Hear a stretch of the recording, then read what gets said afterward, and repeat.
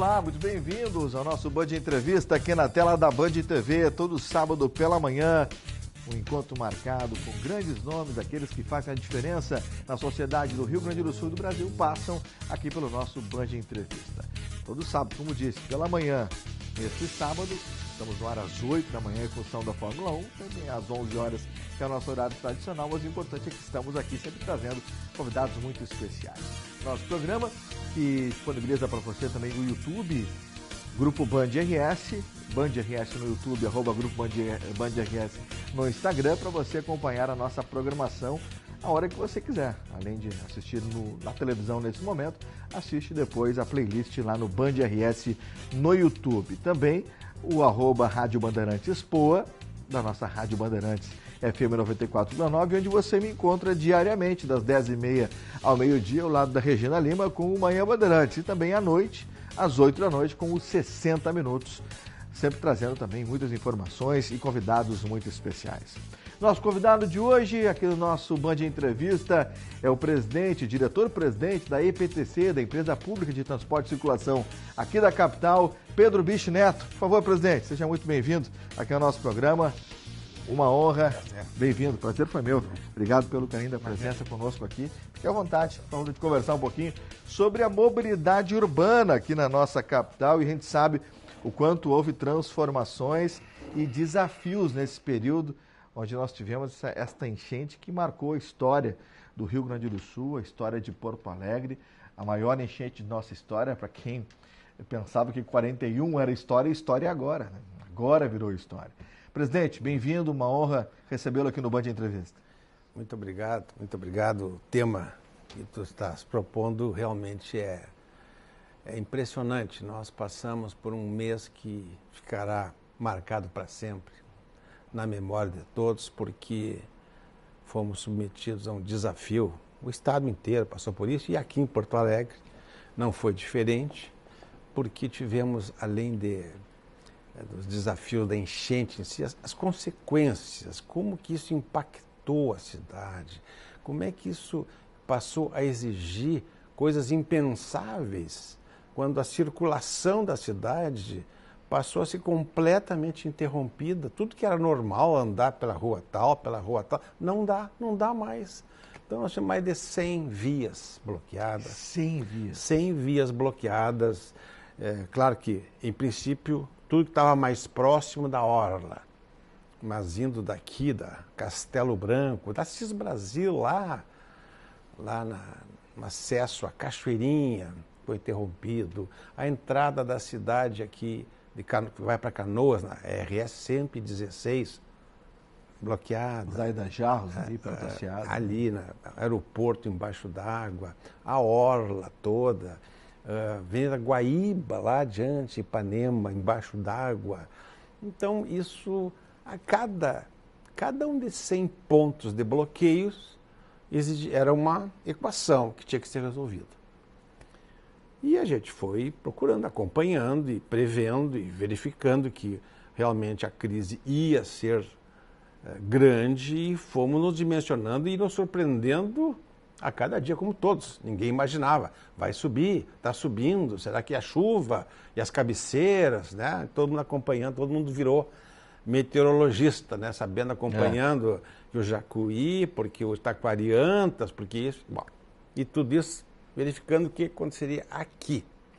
Bom, resumo da ópera, o estado limite a que chegamos é que, com essas interrupções de mais 100 pontos na cidade, nós tivemos que praticamente reinventar a circulação da cidade. Em primeiro lugar, reinventamos o acesso da cidade ao entorno, ao estado e ao país. Porto Alegre ficou, a ponte estava interrompida, a Castelo Branco foi interrompida. Teve uma queda ali, né? Teve uma queda, e nos isolou da 448, nos isolou da Freeway. A 116 interrompida para Canoas, todo o Vale dos Sinos também desapareceu do circuito. Lá na Cis Brasil, a passagem para Cachoeirinha e o acesso na Freeway desapareceram. Então, toda a cidade, a capital, 1,5 milhão de pessoas, 850 mil veículos ficaram ilhados no seu sistema de comunicação, e comunicação no sentido geral, suprimento. O abastecimento da cidade passou a ser colocado em xeque. Houve até um momento onde o prefeito Sebastião Melo estava preocupado com a chegada do oxigênio para os hospitais. Me lembro que esse foi um momento tenso também. Exatamente. No momento que nós ficamos isolados e todo o acesso de bens e serviços essenciais passou a entrar por via-mão, passando pela 118, que foi aquele engarrafamento monumental, levava 6 horas para conseguir passar um trechinho ali de 4 quilômetros. Quer dizer, tamanho era o congestionamento, que ali foi uma das primeiras providências, né? Ou seja, começamos a ver que a circulação, primeira coisa, bens e serviços essenciais. O que é isso? Parece até coisa de livro. Os bens e serviços essenciais são... Sim, mas o que é? Tu falaste uma coisa. Oxigênio para os hospitais. Água para os hospitais. A hidráulica dos moinhos de vento estava parada, paralisou. A água, portanto, para o Hospital Moinhos de Vento não tinha. Então, ela começou a vir em caminhões-tanque, aqueles caminhões inox enormes, mas só tinha um probleminha. Para circular, ia levar 5, 6 horas para chegar aqui. Então, essa foi uma das primeiras providências que nós adotamos.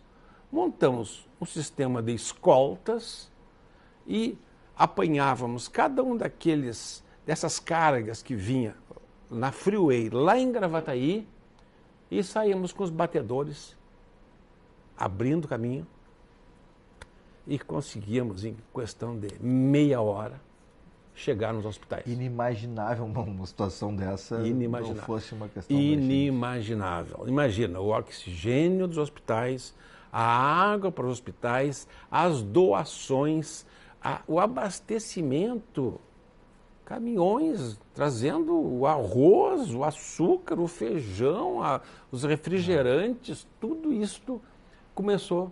Nós fizemos mais de 350 escoltas, garantindo a circulação desta maneira. Isto foi em relação a este suprimento. Bom, ao mesmo tempo, nós demos conta que as vias, os congestionamentos, todo mundo lembra o que aconteceu, porque de uma hora para outra a gente passa estudando o trânsito no detalhe. Não, mas mais 5 segundos naquela sinaleira, mais naquela ali, porque não sei o que, tal horário e tal. De uma hora para outra, era o caos instalado, né? Tudo caiu por terra. Bom, aí nós começamos a nos dar conta do seguinte, que esses bens e serviços essenciais, tinha alguns que não estavam, jamais foram imaginados. Por exemplo, quem estiver arrastando um trailerzinho com um barco, com um bote, é prioridade. Então, mas como é que vai fazer no meio dos engarrafamentos? Então, os corredores de ônibus, as vias exclusivas para ônibus, todas foram liberadas. Já são, para ambulâncias, carros de polícia, são ao natural. Mas qualquer veículo que seja essencial. É um trator que vai puxar, né? Passa. É um caminhão do exército levando não sei o quê. É o material chegando, levando as dragas para que o DEMAI possa chegar. Manutenção, equipamentos gigantescos. Tudo isso, além de poder passar, como passou, tinha acompanhamento e batedores. Então, assim, foi um momento mais dramático e nós, ao mesmo tempo, tomamos uma providência elementar. Nós dissemos o seguinte, nós cancelamos qualquer multa por infração durante o período. Perfeito. Então, imagina o seguinte, teve um caso muito impressionante. Uma senhora de Goiás, nós temos o vídeo dela, ela que dirigiu 4 dias e 4 noites para chegar aqui, trazendo uma carga de alimentos, doação. Tivemos muito isso, né? As pessoas vindo de fora, viajando dias e dias para ajudar. E ela não conhecia Porto Alegre, ela chega em Gravataí e chega assim, olha, eu tenho que ir para Porto Alegre, como é que é? E agora? E agora? E eu tenho que... Aí os nossos batedores, De novo. até a Rua Santana, depósito tal, vamos lá, entregamos lá. Então tudo isso foram decisões feitas sempre em função do problema, quer dizer, situação extraordinária, soluções extraordinárias. Tudo foi nessa base. Cancelamos qualquer multa sobre aquele período, não houve área azul, não tem nada. Até porque também, né, presidente, nesse período houve muitas ruas que estavam interceptadas, às vezes o cara tinha que voltar na contramão e era uma necessidade que não tinha o que fazer, era aquilo ali. Exatamente. Realmente foi um momento tenso que eu acredito. E aí depois foi o seguinte, e a preocupação também é sempre no sentido da redução de danos. Está feito o problema, está criado o problema, quer dizer, como é que a gente interrompe uma rua para impedir que um carro não caia num buraco, não saia boiando, enfim, as consequências possíveis de uma situação dessa em 100 pontos interrompidos, imagina, árvore caída, cabo de alta tensão no chão, animal morto atravessado na pista, o que tu puder imaginar, tudo isso faz parte. E tudo aconteceu no mesmo momento. Né, ao vivo e a cores, quer dizer, e não é filme de terror. Está ali, está no dia a dia, está lá na esquina, o que se faz? Né? Então, assim, foi muito desafiador e, claro, hoje já estamos respirando mais aliviados, porque praticamente estamos com todo o sistema viário recuperado, né? Eu acabei não falando falei no isolamento da cidade e não falei na decisão do corredor humanitário. Pois é, inclusive onde eu quero chegar agora, porque ali a gente até conversou com várias pessoas envolvidas no processo. Acredito que foi uma decisão muito difícil, porque envolvia a derrubada de uma passarela, que era tradicional e útil também dentro da nossa capital, mas ela trouxe um corredor humanitário e aí é interessante, presidente, que eu até indaguei aqui ao secretário de Obras, o André Flores, questionando se havia já algum estudo para manutenção do corredor humanitário na altura que ele está, uma vez que aquele ponto, com uma chuva mais forte em Porto Alegre, ele sempre acaba alagando de fato. Evidente que não da forma como se alagou na enchente de maio deste ano. Mas eu ainda acaba da possibilidade da permanência dele, obviamente qualificado, ele foi feito às pressas, enfim. E não sei se dá para falar, eu vou aqui trazer. O senhor sabe que não existe muito off com o jornalista. Aquele acesso foi um acesso essencial, eu diria foi das decisões mais dramáticas que a prefeitura adotou em conjunto. E foi feita rápido, né? Foi rápido, a execução foi rápida, né? Foi numa quarta noite uma decisão e na quinta-feira estava em construção já e na sexta-feira estava operando. E começou operando com a primeira noite, 2.500 veículos. No início era uma pista só, que era interrompida. 5 minutos vai, 5 minutos vem.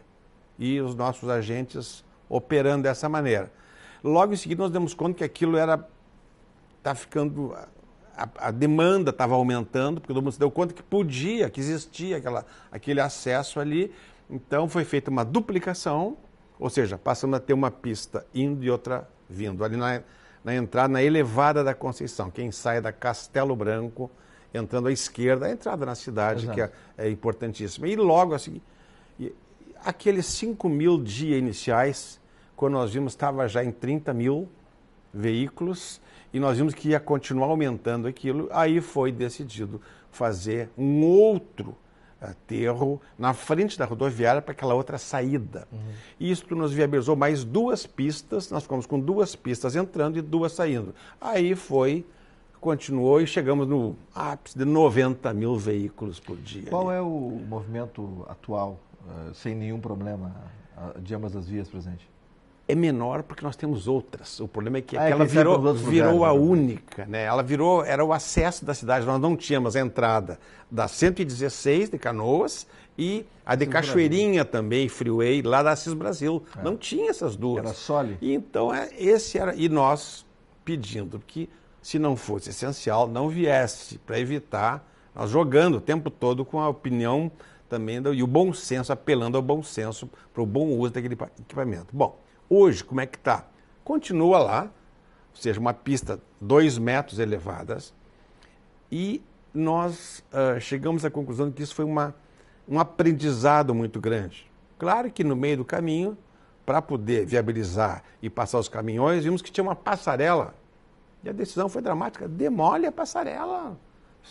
A cidade é mais importante que qualquer um dos seus apetrechos, suas obras de arte, são transitórias, se faz. A vida da cidade, imagina, ali entra o abastecimento para Santa Casa de Misericórdia, para o pronto-socorro, pelo Hospital de Clínicas, pelo Hospital Materno-Infantil, Presidente Vargas. Estou citando 4 locais que era devido à morte. E aí começou uma discussão, assim, é só caminhão, é só isto, mas e os carros? Eu digo, não, os carros também precisam, porque ninguém anda sozinho lá. Quem é o enfermeiro que atende lá? Qual é o médico que entra? Né? E as cadeias começaram a se estressar. Daqui a pouco eu digo, não, se a pessoa for, ela tem que passar, se ela está dizendo que é importante, vai ter que passar. Quem diz, se não é uma pessoa que trabalha, por exemplo, num laboratório de análises clínicas, sem o que o médico não opera, ele não sabe se o sangue está assim, ele não consegue funcionar. Então, todas as cadeias de serviços começaram a ser estressadas e a gente foi administrando isso e, enfim, superado esse assunto. Hoje nós estamos lá, continuamos com a pista elevada, 2 metros, e aí a dúvida agora é a seguinte: a decisão, podemos retirar aquilo e voltar ao status quo ante, o estado anterior. Agora, quem é que garante que daqui 1 mês, 6 meses, 1 ano, 2 anos, não pode vir a acontecer alguma coisa parecida? Infelizmente. Se aquele ponto, com 2 metros de altura, garantiu a maior enchente da história do Rio Grande do Sul, é uma garantia de que vir pior é impossível.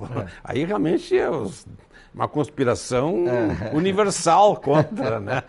Não acreditamos nisso, né? Então, a ideia é a seguinte, é manter aquilo ali com as adaptações necessárias, um conjunto de acessos, é preciso entender o seguinte, que isso tudo está acontecendo na borda, na saída daquilo que é o maior complexo, a maior obra viária da história de Porto Alegre. A Elevada da Conceição e o túnel foram feitos há 50 anos atrás, num período de grandes obras. É a maior obra de todas, não tem procuras perimetrais, não tem nada parecido na complexidade e na importância. É o acesso, liga rodoviária, acesso ao centro, é uma obra fundamental. Então, nós estamos tratando disto. Então, nós temos que ter o cuidado agora para, mantendo essa situação, fazer as administrações necessárias. Tem uma série de circuitos, linhas de ônibus, estacionamentos, paradas, tudo isso é acessório diante de uma decisão essencial.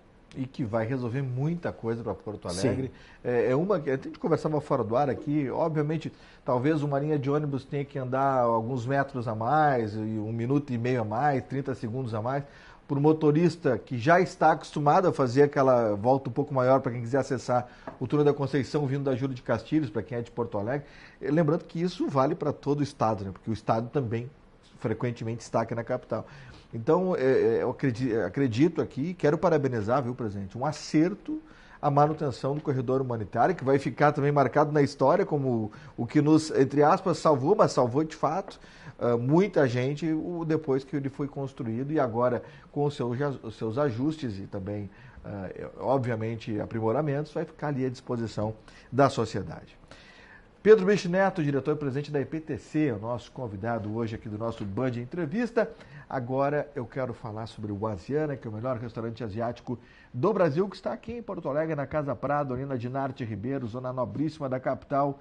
O melhor restaurante asiático do Brasil, e você confere agora. E com ele, intervalo, e a gente já volta conversando com o diretor-presidente da IPTC, Pedro Bicho Neto. Olha o Oasiana aí.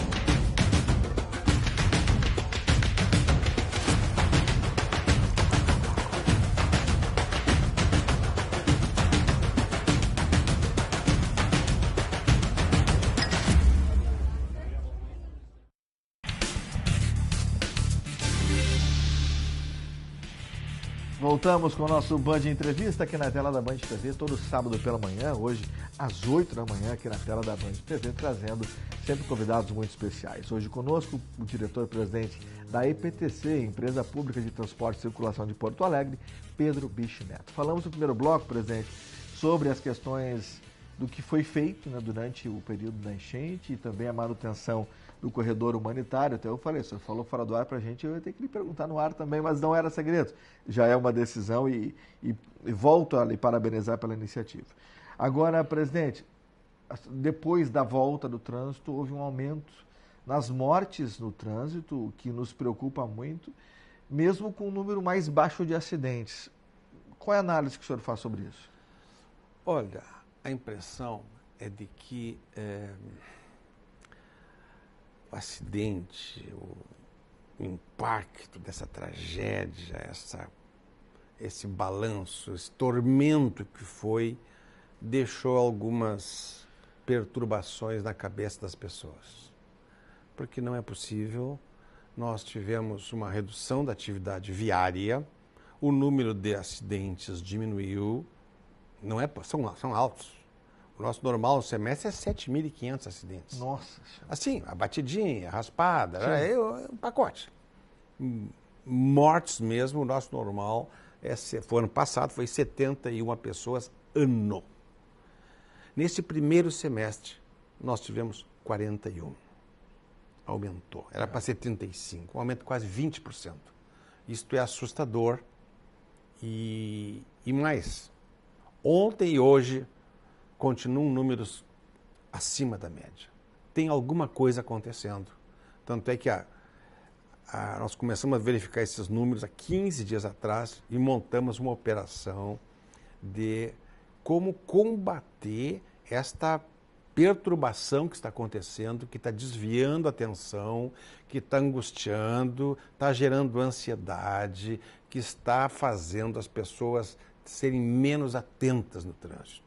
É a única explicação. Nós vamos aumentar a fiscalização. E já tomamos a decisão. E desde esta semana, nós retomamos as operações Balada Segura, vamos mais que duplicar as operações de balada e retomar a operação Radar, o radar móvel todo. Nós temos as nossas lombadas eletrônicas e tal, pardais, mas a operação Radar, que é aquela controle com a pistolinha, fica ali na avenida, no trecho onde corre mais, ficam os fiscais lá para evitar. Não é possível. Essa semana, início da semana, fim de semana, tivemos moto a 148 km por hora na Edivaldo Pereira Paiva. 148 km por hora? Tem a fotografia com a placa, não é possível. Isso é um suicida, um maluco. Não é possível acontecer isso. O número de pessoas andando a mais de 100 por hora na cidade, isso não é razoável e é inadmissível. E nós estamos reforçando, anunciamos e aproveito para enfatizar, nós vamos endurecer a fiscalização. Nós não podemos permitir que aconteça sequência de acidentes e de mortalidade nesses níveis. Precisamos reduzir isso a padrões civilizados. E às vezes, eu diria assim, quase que, como se dizia antigamente, né? A criança aqui, não faz isso, não faz isso, não faz isso, aí pega o chinelo na mão, a criança para na hora, entendeu? É um pouco isso, né? É isso. Vai acabar tendo multa, porque é preciso o seguinte, tem que dar um para nisso. São vidas humanas, são inocentes que são atropelados, não é possível. E dentro disso, quer dizer o seguinte, há uma questão geral e há uma questão ainda das motos. Pois é, eu ia trazer isso. Nós temos quantos minutos ainda, Nandão? 1 minuto e meio, 2 minutos? 1 minuto e meio. Temos 1 minuto e meio para falar sobre isso. As motos são menos no trânsito, mas elas acabam causando mais acidentes. Nós temos 850 mil veículos, tem 90 mil motos na cidade e as motos correspondem a 54% das mortes na cidade. Quer dizer, não é possível. As motos são o nosso ponto, é o elo mais frágil. É onde as pessoas estão menos guarnecidas, menos robustas para enfrentar um acidente e morrem. São jovens se matando à toa. Geralmente por imprudência, presidente? É imprudência, também, às vezes, é pouco treino, pouca capacidade de manobrar, tem de tudo. Agora, 3 dias atrás, um perdeu o equilíbrio e caiu. Caiu e, não precisa dizer, né? Tinha um caminhão passando e foi uma tragédia. Quer dizer, dia desse, então, presidente, na frente da minha casa, moro numa rua pouco movimentada, mesma coisa, um motociclista acabou caindo embaixo de um ônibus. Por sorte, acabou não vindo a falecer, mas uma lesão grave, eu vi na frente da minha casa, que não é uma via das principais da cidade, não é tão movimentada. Presidente, muito obrigado pela honra da presença. Eu agradeço, aqui no nosso Band Entrevista. Satisfação e, por favor, nos ajude a diminuir esses acidentes aí, porque isso é uma imprudência, é muita gente que sofre com isso, não é possível. Nós precisamos melhorar.